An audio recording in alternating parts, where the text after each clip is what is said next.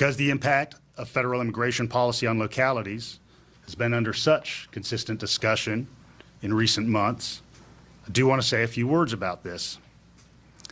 It's my 18th year as a local government policymaker, and my work has overlapped with 4 U.S. presidencies and numerous iterations of Congress. All of them have failed to reach agreement on how to handle immigration.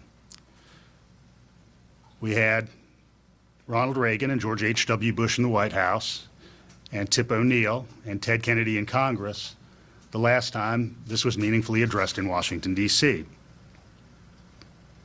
Appreciate the work of the recent bipartisan group of senators, and this recent bipartisan group in the Senate has crafted a bill to make headway on this issue.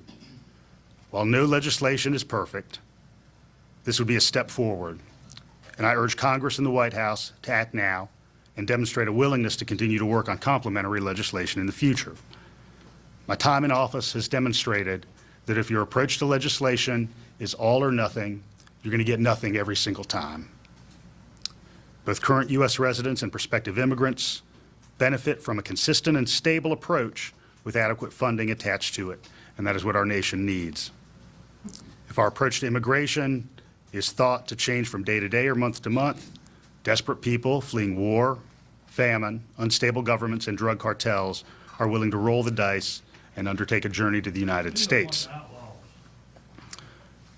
In addition to this information, I've included in the document that you've received some data, and I ask you to go ahead and take a look at this data, because oftentimes people will wish to ascribe certain things to the Athens community, and I want you to have some accurate information in your hands.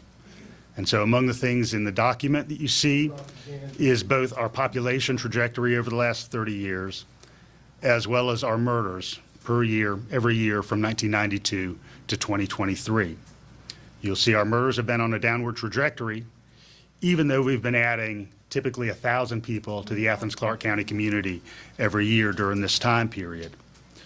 I cast no aspersions on my peer mayors in other cities around the state, but I challenge you to examine every city in Georgia or every county, over 75,000 persons in population, and we stack up notably favorably to these because of the hard work of our officers and so many partners in the community.